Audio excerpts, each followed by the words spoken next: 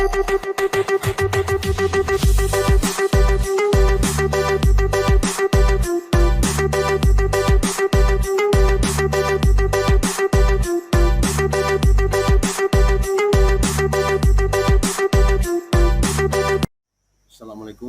warahmatullahi wabarakatuh. Salam dan bahagia Bapak Ibu guru.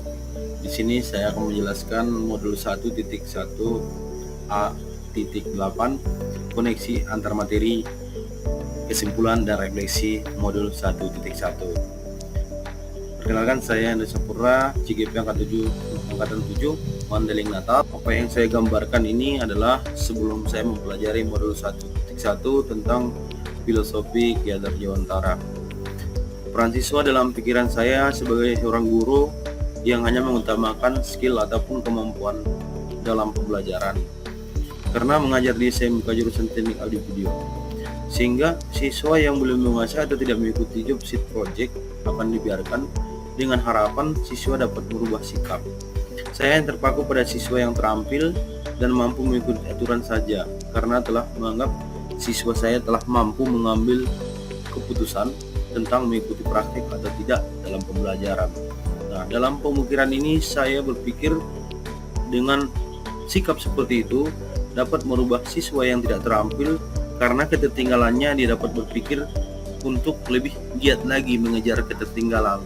Tapi ternyata malah sebaliknya, dia semakin menurun, prestasinya semakin menurun dan tidak mengikuti, malah merasa senang dibiarkan. Jadi saya hanya mengikuti yang terampil dan terus memberikan proyek tanpa memikirkan siswa yang tidak mengikuti proyek, sehingga di dalam kelas hanya 3 orang atau 2 orang yang lolos sesuai dengan keterampilannya. Sisanya mungkin saya biarkan hanya sampai di teori saja tanpa mengikuti proyek. Dalam filosofi Ki Hajar Dewantara, pendidikan adalah penuntun. Tuntunan di dalam hidup tumbuhnya anak-anak. Adapun maksudnya yaitu menuntun segala kekuatan yang ada pada anak agar mereka sebagai manusia, sebagai anggota masyarakat dapat mencapai keselamatan ataupun kebahagiaan setinggi-tingginya. Hak mengatur diri sendiri, berdiri bersama dengan tertib, damai dan bertumbuh menurut kodrat. Begitu pandangan yang telah disampaikan ataupun filosofi Ki Hajar Dewantara. Nah, dari sini saya berpikir bahwasanya setiap siswa saya itu adalah istimewa. Arti istimewa di sini sifat dan watak maupun karakter siswa saya itu berbeda-beda.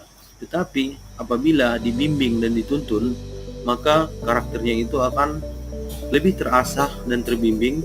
Setelah saya membaca filosofi Ki Hajar Dewantara pada modul 1.1, saya coba gambarkan berupa konsep. Pertama adalah pendidikan itu menuntun. Kata menuntun ini adalah mengajak ataupun memberikan ajakan dalam bentuk kata menuntun secara kodrat alam, lahiriah maupun batiniahnya. Sedangkan pendidikan juga masih termasuk dalam lingkup kebudayaan, yang artinya dalam kebudayaan ini terselip antara adat istiadat, sosial, siswa, sehingga menuntun dan kebudayaan itu adalah bagian dari pendidikan yang tidak bisa dilepaskan ataupun dipisahkan dalam penyampaian materi. Karakter keseluruhannya ini saling berketergantungan, sehingga sifat pendidikan yang beliau canangkan adalah segala daya dan upaya untuk memajukan bertumbuhnya budi pekerti, itu kekuatan batin dan karakter, pikiran dan tumbuh anak. Sehingga elemen-elemen yang ada pada hasil pendidikan, menuntun dan juga kebudayaan ini merupakan satu sistem yang tidak bisa dipisahkan. Setelah mempelajari modul 1.1, perubahan yang saya dapatkan pada mindset ataupun pola pikir saya sebagai seorang guru menjadi lebih tanggap dan peka tentang kondisi siswa. Sebagai seorang guru, kita harus lebih mendalami setiap kondisi siswa, bukan hanya di dalam kelas, melainkan harus mempertimbangkan kodrat alam dan kodrat zaman. Perubahan yang telah saya lakukan memberikan kesempatan kepada siswa pemula dan terampil untuk melakukan pekerjaan pada praktik dengan memilah siswa sesuai kemampuan dan pemahaman, memberikan ruang diskusi antara pemula dan terampil untuk saling mengisi dalam pekerjaan, sehingga diharapkan nantinya siswa terampil ini menjadi coaching antara siswa untuk mengajari sesama teman dalam pelaksanaan praktek di SMK dan juga saling mengajari antar teman, karena menurut saya bahasa guru dengan siswa itu berbeda dengan bahasa siswa dan siswa lainnya itu lebih bisa ditanggapi oleh sesama kawannya di dalam kelas.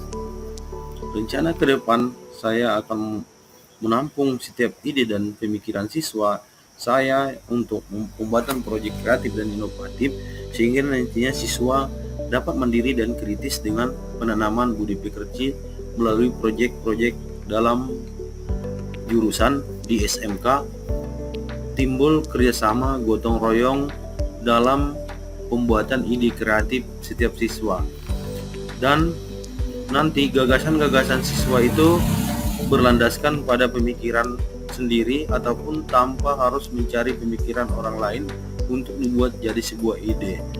Jadi akan menuntun siswa menjadi siswa yang mandiri dan kritis pada proyek-proyek kreatif dan inovatif selanjutnya. Terima kasih, itulah refleksi yang saya dapatkan setelah mempelajari modul 1.1, sehingga nantinya pada aksi nyata akan saya terapkan terperinci bagaimana saya mengembangkan pembelajaran kreatif dan inovatif di SMK berdasarkan filosofi Ki Hajar Dewantara. Assalamualaikum